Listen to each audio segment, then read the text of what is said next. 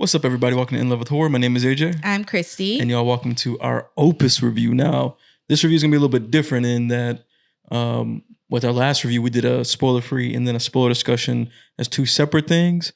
But since we're kind of getting this review out a little bit late, we're going to just combine it all into one. So we're going to start with the spoiler-free, and then we'll give you that warning when we switch over to our spoiler-like discussion slash review. But all right, so Opus, right? So Opus is the latest A24 film. It's actually directed by and written by Mark Anthony Green, and this is Mark's directorial debut. Not familiar with anything else Mark has done. It didn't even look like Mark had maybe even done too much. I saw that he had done a short. That's it. Yeah, so I was like, dang, like I guess the script was just super hard. And they're like, all right, green light, like go. But of course, it stars Ayo Edebiri, John Malkovich as like our two big main leads, and of course, it has some great supporting cast as well. But the story, let me read y'all the IMDb synopsis, and it reads: a writer travels to the compound of a pop icon who disappeared years ago. Ayo is playing the writer, and John Malkovich is playing the pop icon that disappeared. Surrounded by his cult of sycophants, as well as a group of fellow journalists, she soon discovers his twisted plans for the gathering. So Opus kind of has that, cult, mysterious, like you don't know what's going on. It's like that kind of film, and you're trying to pick up the clues and trying to decide the whole film. Okay, what's going to come out of this? Is it going to be like a Wicker Man situation and Get Out situation? You're thinking of all these different types of films, right? And I use Get Out because, I'm sure you'll bring that up later. I'm not. Okay. I wasn't going to. Oh, okay. I was going to be nice. Oh, okay. But yeah, so, it has that mystery thriller element. And that's basically what Opus is. So let's dive into the spoiler-free portion of this review. And as always, Babe, I'll let you go first. What did you think about Opus? How are you feeling about Opus? Especially now that we saw it back on Thursday. So we had some time to really sit on it and digest it. So how are you feeling about Opus? Okay, well, I think it is a great debut for Mark Anthony Green. I agree with that, yeah. Now, just so everyone knows, and I don't know if you know this, but he has a background in journalism, right? So like he was a GQ editor for them for like over a decade. And obviously this is a very important issue for him, like this balance between journalism and celebrity culture, because this is what this whole film is about. So being someone who comes from a journalism background, you can kind of see where what the theme was of the film, right? So I thought that was really cool. Like someone who has worked in this industry for years and decided to make a horror movie about it. That's pretty cool. Yeah. I didn't know that. That's actually super dope. Yeah. So let's get into the movie. So honestly, it just felt predictable to me. Okay. But that doesn't mean that it wasn't entertaining or like fun to watch, because there were some very fun moments. Like I really enjoyed the music. I liked some of the little details that they put in, like to kind of like focus on the fact that this is like about people who worship celebrities and do whatever they tell them to do. Right. Essentially. Yep. Yeah. So I found that was pretty well done. Like I think the cast was pretty great, especially I think Ayo did a very good job. I think her character fits her as an actress. Right. I also really liked John Malkovich in this. Yeah, he was excellent. Even his moments of singing, I was like, I need this like track. Like because the music was actually really fire in this movie. He was so funny. I thought he fit that what you expect from someone who's kind of like, like a Freddie Mercury or freaking Michael Jackson, for example, like somebody who's just like so high and powerful in their celebrity stature and know that people fawn over them, no matter what they say or whatever they do. Yep. But and then even in the midst of that, though, they have this creative brilliance and creative genius, brilliance, certain yes, regalness to them, elegance. Like he brought air. He brought all that to the role. In the room, like it was just I think he portrayed the character very well. Oh yeah. I thought overall though, it was just kind of like, it felt familiar, and I personally think that because Mark Anthony Green was a journalist and he had this idea of a story and he just like wanted to make this movie about it, but it would have been helpful to have someone who might have made movies before to kind of like, help him break that box of generic horror film. Okay. To me. Yeah. And but like I said, still watching it was still fun. It was still entertaining. I just feel like this could have been so much better. Okay. You know what I'm saying? Like, I just felt like it had so much potential to be better. That's all. I got you. Yeah. Well, y'all, the 2025 trend continues. Because I actually really like this movie. I don't get you as I like this film. I feel like lately you just like everything. And everything is not likable. Not true. Not everything. It's very true. But I like Let's look back at the videos. You like everything. I liked stuff to varying degrees. It's so hilarious to me because I feel like last year, monkey I wasn't. You didn't like nothing. The monkey I wasn't like huge on. I said the kills were good. Like I thought it was okay. Yeah. And there's another movie I just thought was like, it was okay. Yeah. But this movie I actually really liked. Like I thought this movie was actually good. I didn't say it was a bad movie. I just said it was so much more that could have been done, But yeah, I thought this film was really well done. I liked the story. I liked the writing. I liked the pacing. I liked the mystery element. One thing I was concerned about when Opus was being talked about was I remember like way back before it was released, there were these articles that were saying like, oh, it's gonna have these musical elements. And I wasn't really sure how to feel about that because I don't like musicals. Yeah. But it wasn't like a musical. It was very much like played into the actual movie. Like he was actually playing music, not like people just break out in song and dance. It's not like that type of shit. Like he was actually dancing. But no, it was actually part of the film. You know what I'm saying? It wasn't like a traditional musical. But yeah, it also helped that the music was fire. That the music was super dope was really in this film. I definitely liked it. The songs that they made for the pop icon to like just the score type of music. But yeah, like you said, I thought the movie was entertaining. Yeah. I was engaged the entire film.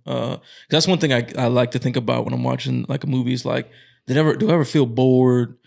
Just for a pure example, we were watching that new Hulu original Control Freak with Kelly Marie Tran in there, and like that movie was super boring. Like I even like got up, went to the kitchen, and like that I was super disinterested. Like you know me, I'll pause the movie. Like, oh, let me pause. I got to get up and go do something. Yeah. This movie, I like walked away from it, and I was just like, man, it's so like there's nothing that's like gripping me or like engaging me. And this movie, Opus, I thought was really gripping and really engaging for me personally. Moments of that. I thought it wasn't for me fluid throughout. Like there was you know how I am about connecting with characters and the story and things like that, right? Like there was one character I didn't even realize wasn't there anymore because the supporting cast were so basically replaceable in my mind. Like they didn't matter at all. And I feel like if you're going to have like a group of people, you have to have something to hold on tangibly to the characters, especially ones that show up consistently throughout the film. Well, see, I'm different than you because I know what you're talking about. I did notice which characters were missing. But did you have any kind of connection whatsoever to any of those characters? Oh no, I knew that they were essentially trying to avoid spoilers, but you know which ones will be cannon fodder. It's just like any other like any type of horror movie where you're like, okay, like these people, especially with how they act, they are there. So when like the shit pops off, yes, but you they're gonna be the ones to go. You know what I'm saying? Sort of something to hold on to with the character. But I think that's the point of this film was these journalists were so up their own ass. Like, well, obviously, so I think that's the point. It's like you're not unlikable characters. I don't think you're supposed to connect with them like that because of how they are. You can connect with them and still find them unlikable. Yeah, okay. Yeah. I think I disagree with that. I think that was the point of this film. That's why they were acting the way they acted. Well, either way, like I said, I didn't even realize that person was no longer around. Which, like I said, I was like, I think who is that? but see, that goes back to what I said, right? For some reason, this movie had me really engaged. I was really enchanted by the direction. Like, enchanted, okay. Yeah, I was, because visually, for this to be Mark's directorial debut, I agree with that. Visually, the movie looks amazing. Well, yeah, it looks really good. Really good. But it also, to me, looks like another movie I've seen. And oh well, which one are you talking about? Blink Twice. Oh, okay, yeah, you were comparing it to Blink Twice because it does. Some of the set designs, some of the shots, it really looks like Blink Twice. Okay, I can kind of see, but I don't really see it verbatim because that's like this movie takes place in like a desert. With obviously planting some trees, but that was like a tropical setting in Blink Twice. So I don't really see the outside. I mean the actual like buildings and the actual things that were around. Okay, interesting. Yeah, maybe I have to watch Blink Twice He's again. Saying that because he don't agree. I don't see it. I don't see it. I don't see it. But yeah, it's okay. But like, so I was, because of that fact, because I'm so like engaged, I'm noticing the stuff. So you noticed the character, like I was like, I didn't even know that person was missing. I already noticed. I'm like, okay. I'm like looking, okay. Like, you know what I'm saying? Because I'm like engaged to the point where I'm analyzing the details. Well, I wasn't disengaged. I was still engaged. It's just that these people to me were not,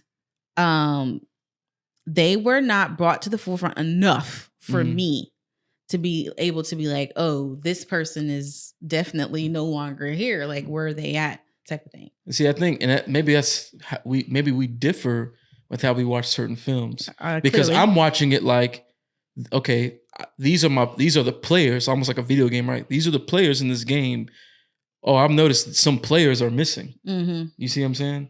And I'm watching it as it plays out. Right. So maybe it's just different how we view the film. Either way, I honestly thought Opus was dope. Like, it was good. Yeah, like I actually thought it was really good. I'm actually disappointed that just people aren't really feeling it that way. Well, I will say, I do think that the hate that it's getting is not warranted. Like, there's been some really bad reviews, like from a lot of outlets, and it's like, it ain't that bad. Yeah, I just don't see it. No, I think they got issues. I thought this was.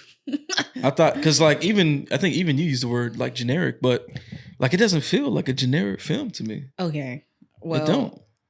I guess I'm trying to understand why not, when it literally plays out exactly how you think it would play out. There's like 50 films that play out like this. Okay, and that's fine. Those 50 films are also generic. Why can't this one also be generic? Because it's like a genre. To me, the mystery cult thing is its own genre, just like found footage, slashers. I feel like this is a subgenre in and of itself. So it has to play out the same way. The characters have to go to the cult. There's some weird shit going on, but we don't really know what's going on. And then it's gonna, climax to the reveal of like, oh, this is what the fuck is going down here. Mm-hmm. And then however it concludes is up to that film. And I thought this film concluded really well. With someone telling you exactly everything that we didn't catch in the movie. Now, obviously, we can't get into the spoilers here. We'll talk about that in the spoiler discussion. But I disagree with that as well. Okay.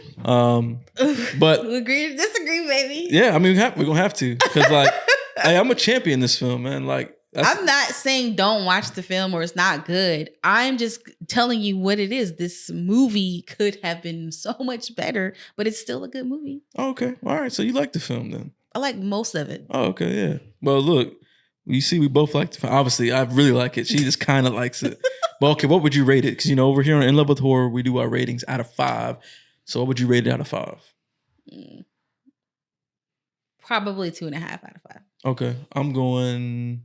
You better not say 4.5. Oh no, I'm not going. I'm not going that high.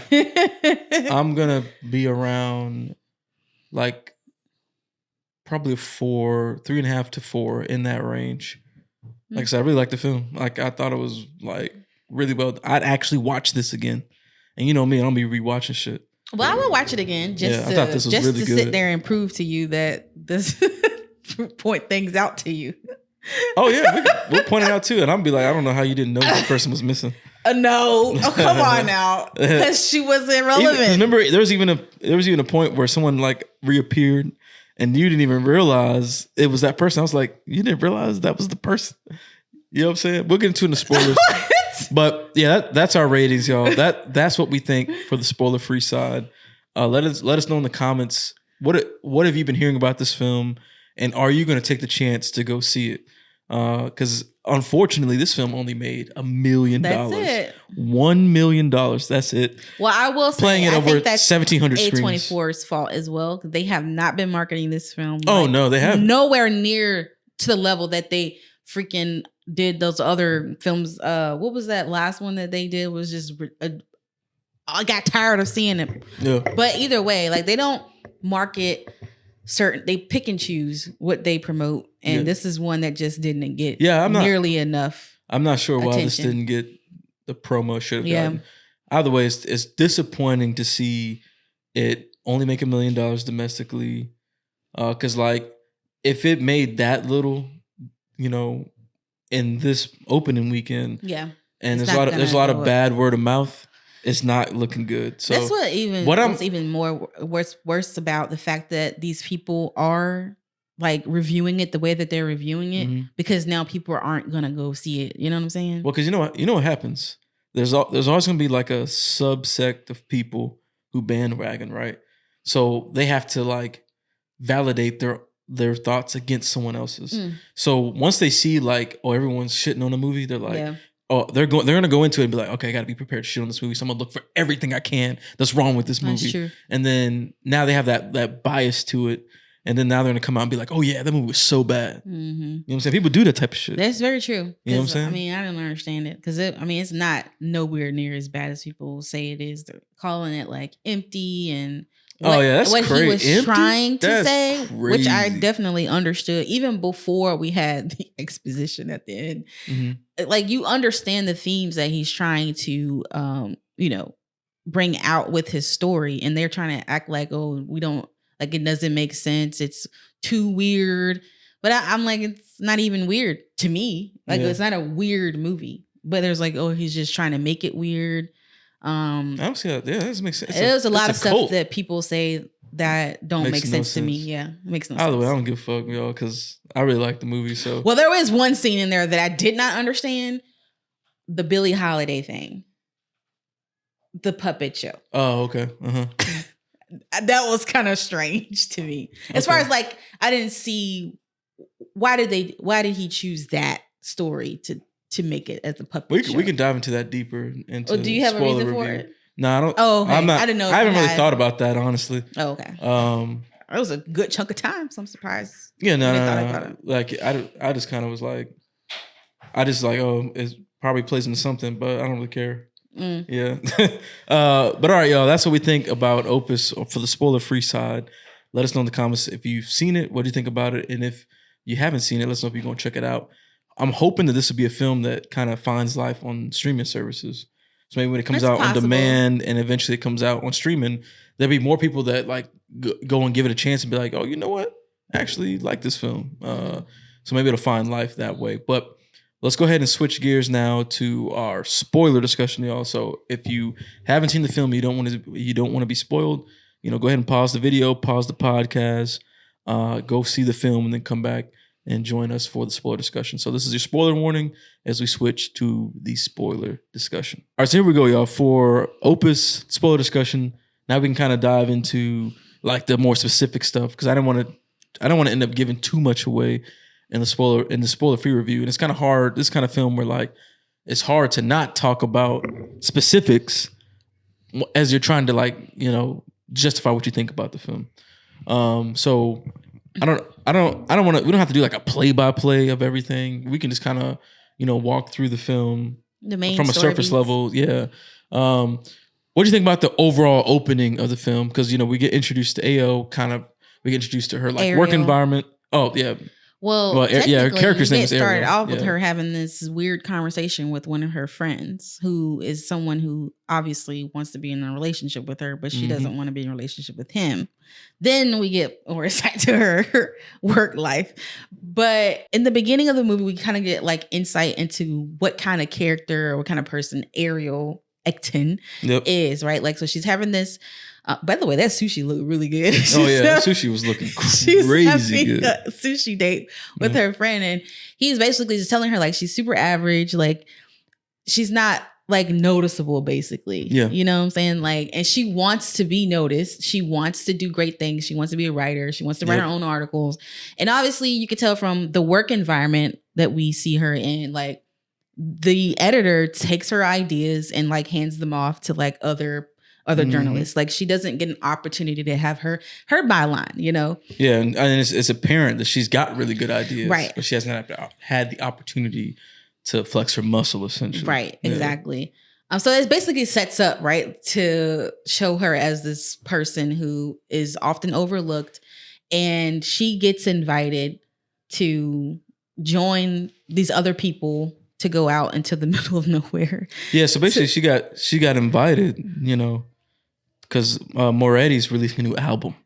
So he's having like an event, you know what I'm saying? And now he's going to invite all these big journalists, these big time journalists to go out there and, you know, participate and listen to the album for the first time so they can write about him, the album, all that shit. Right. Yeah. But yeah, anything else you want to add for the opening? Oh, well, I was just going to say, like, so when she's chosen, it's weird. Like, why is she chosen type of thing? Oh, right. Because of the fact that she hasn't even written anything, basically, with her name on it. Yep. So it looks odd. And all the people in the office are like, how the hell did she get picked? You know what I'm saying? Even the editor's like, oh, well, you're just going to come along and take notes because obviously he's an asshole and can't come up with his own ideas, his own, like, outline for anything, so he's just going to use her ideas. Yep. But yeah, once it's kind of like out there that Moretti is back, the world is gone crazy. Like you get like little like TikToks and people, YouTube, also. Yeah, YouTubers and stuff like that being excited. But there's a core group of people who get like exclusive invites, like you were saying. So one of them is a paparazzi. They said it with an A because she's a woman. Oh, right. Mm-hmm. An influencer. Mm-hmm. Some guy named Bill. I don't even know what he did. Do you remember what he did? I think he's just another like journalist, reporter type person. Okay. But he's like an enemy of Moretti. Interviewer, yeah. And then obviously the editor, Stan, Ariel. Is that it? Oh, no. And then the woman who played by Juliet, I forgot her name. Clara. Clara. She's like an actress turned TV show host. Right? Something like that. Yeah. Mm-hmm. Anyway, so yeah, all these people are this core group. They're all just journalistic type people. Right. They all, you know, report in some way. Mm-hmm. Whatever medium they use, doesn't matter, but they convey and report on shit. Yeah. In some manner.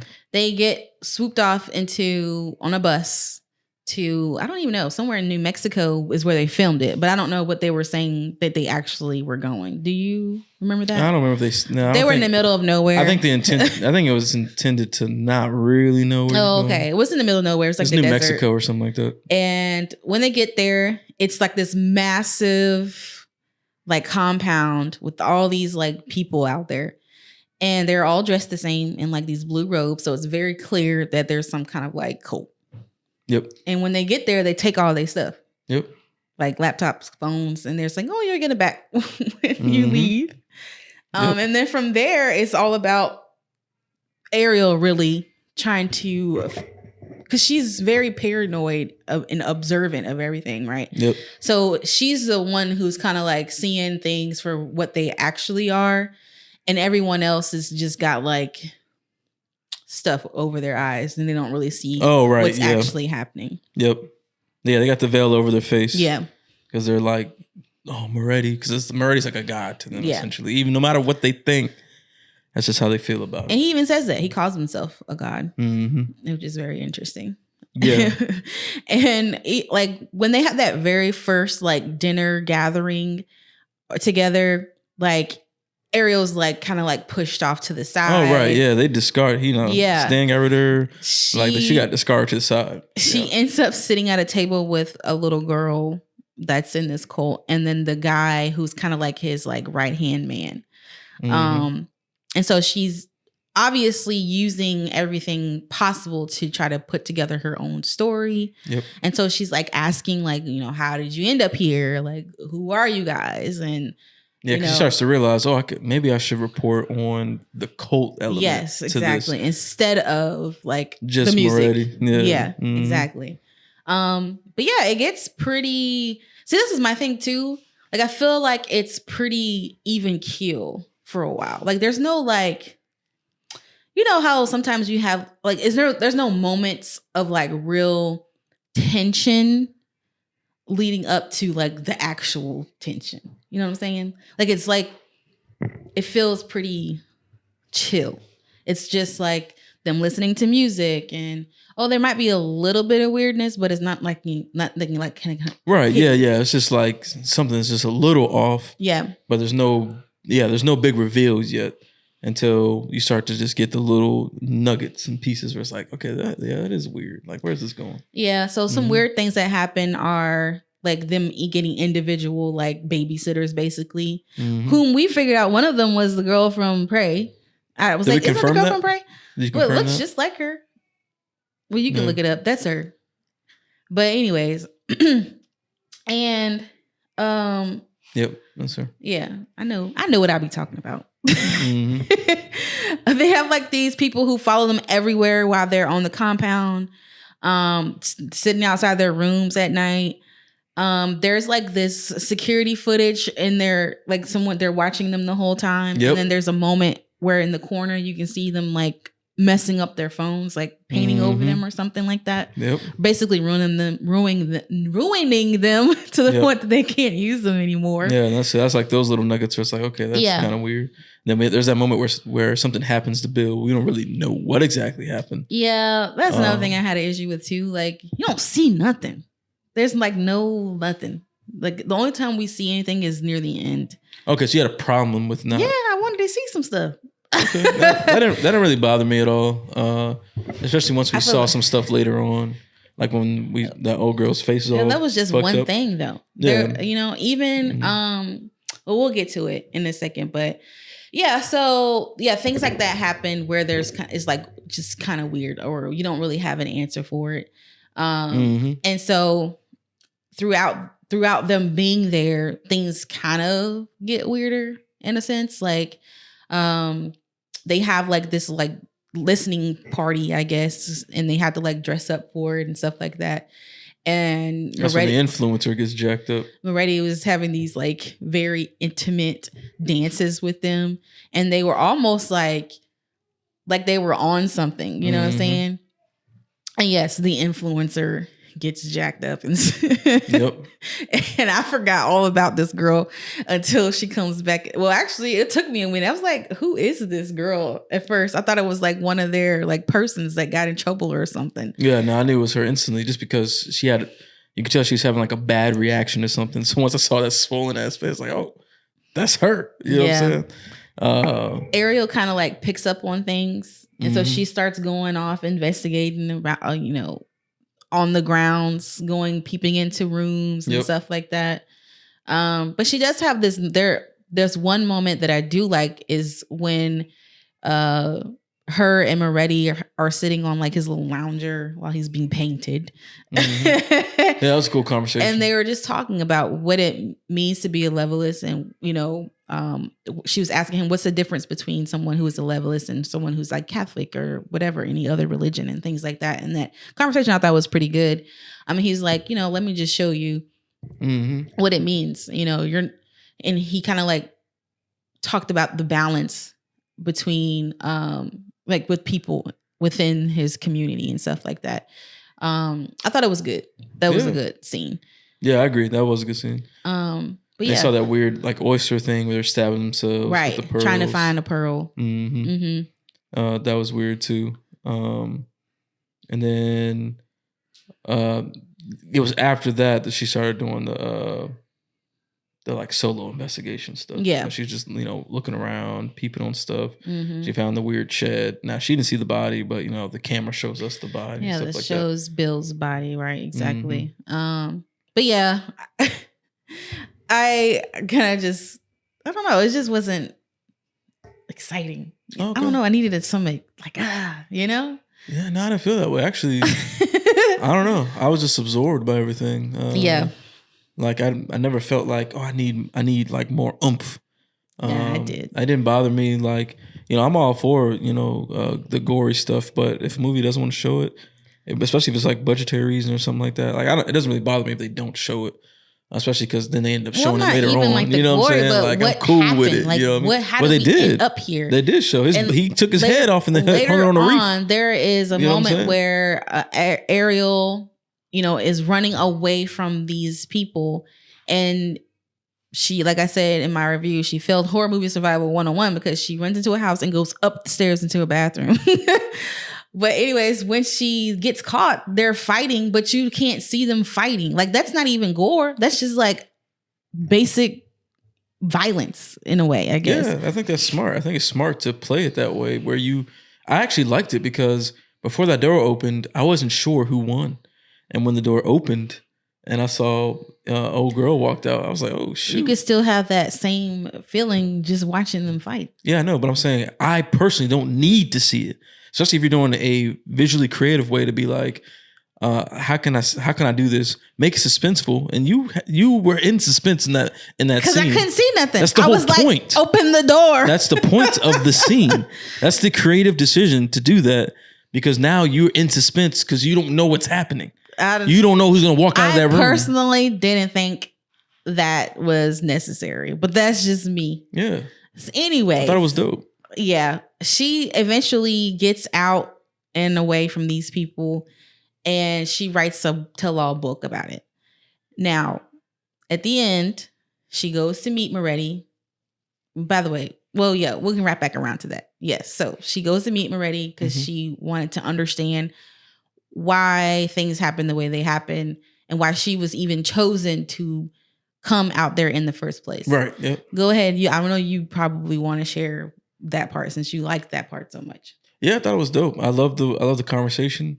I love how at first it seems like Ariel's got the power because they got he's arrested, he's put away, but then everything shift. Even in that cell room, even with him being incarcerated, it's like he regained all the power that he had from when they were at the camp because he ends up telling her, hey, this is why we picked you. You're kicking off our movement.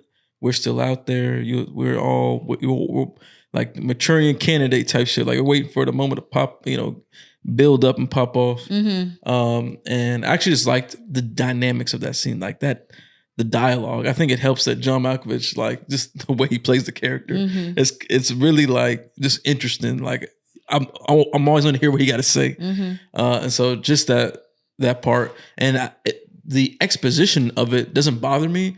Because in that moment, we're in Ariel's shoes. We're with her thinking, okay, he's in jail. I don't know what happened to the bodies. I've been wanting to talk to him because I want to know why I got picked and then what happened to the bodies.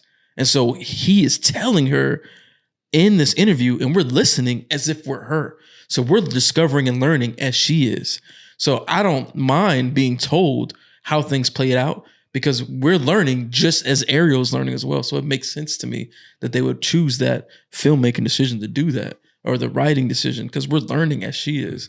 And I like the little shots of them showing the different, members that we saw throughout the film. Now they're like at a coffee shop and doing XYZ. I liked all that moments. And I liked how he just like walked out of there like a fucking G, like, yeah, I got one over on you. You know what I'm saying? Like you played into my hand. You did exactly what we wanted you to do. And then even learning, like piecing stuff together, was like, okay, like she was always going to escape. They were never really trying to get her. They just had to make it seem that way. So she does her tell-all book, I survived XYZ. She gonna really like, it's gonna be more impactful because she was actually fearing for her life. Mm-hmm. Even that moment where the black chick like set her free, we're thinking like, oh, maybe she had a moment where she was like, oh, this is fucked up. I'm gonna help this person out. But no, that's all part of the plan. You know what I'm saying? Like, that's crazy. Yeah. And then for her to wrap all the way to the very end, wrap around at the very end, where she's doing that interview with that reporter and she sees the necklace with the pearl on it. And she has that moment where it's like, damn, is she a Loveless? She don't really know, but it seems like she could be. Mm-hmm. But he planted that seed in her mind and like really like fucked her mind up. Yeah. But you know, she now has like this weird dynamic of, oh, you know, I'm promoting this book. Like, what is it really promoting? And then that plays in the real world stuff too. Like people do, you know, tell all books over like fucked up situations and stuff like that. But I like the way the movie ended. I thought it was super dope. I actually really liked the way it wrapped around and concluded. Because a lot of times films don't go to that length to conclude things. So for them to go that far, because sometimes films will keep shit super vague and you just got to try to like guess shit. But sometimes I don't mind when a film like just wraps all that shit up and I'm like, damn, like that's how it went down. That's how it played out. Like I'm cool with either one as long as the vague one ain't like extremely vague where I'm left like, okay, what happened? This one is very clear. It's very straightforward. And I'm cool with it because we were learning shit through the shoes of Ariel. So to me, it makes sense. You know what I'm saying? So I was with it.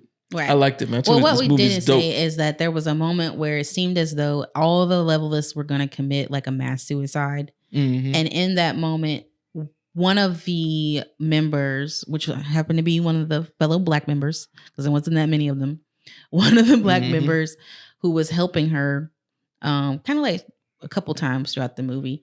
But yeah, she was holding the glass to her mouth, but also telling her how to get out. And so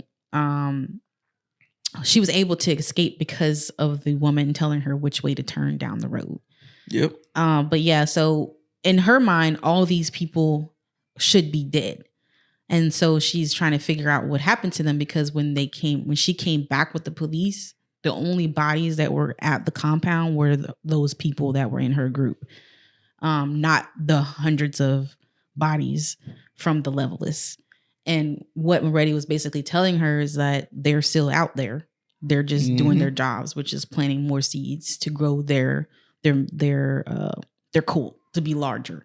Yep. And basically, what you were also saying is that people naturally, you know, get not hung up, well, not addicted, but like more hung up on these types of stories. They want to know more about them.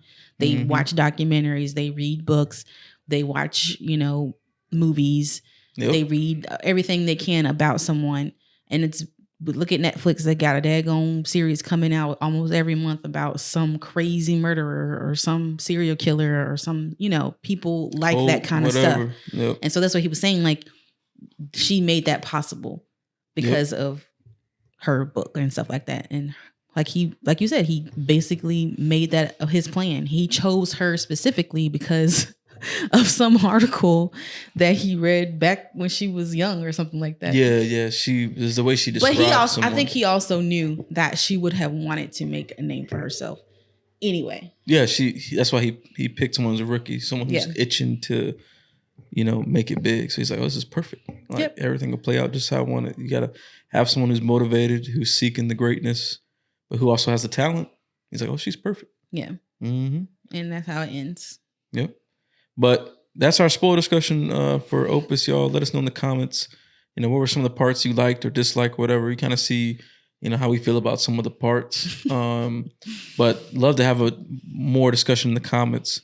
Eventually, maybe we can do like a fucking quarterly live or something like that where we can have like actual live dialogue with people as we talk about different films that have come out over the last few months or something like that. Kind of like what happened to some of our recent lives where we got sidetracked talking about other films and stuff. So it'll be like that. But y'all let us know, what did you think about Opus? You know, what are the spoilery bits that, you know, really affected you and made you lean towards liking it or disliking it? Look, we appreciate y'all for tuning in to this video, this podcast. Shout out to people on YouTube. Shout out to people on Spotify and Apple Podcasts. Just in case y'all didn't know, we do post these on those podcast platforms. So if you driving to work, whatever, you can just throw this on and listen to it that way. But as always, man, we love y'all. We appreciate y'all's support. Make sure you subscribe. Make sure you follow them. Of course, we're going to have more content coming. We got a lot of cool things that we're going to be trying to do. Obviously, time makes it hard. Work makes it hard. Life makes it hard. But we definitely going to try, our best to, keep pushing out this content. Again, thank y'all. We see you the next one. We out. Peace.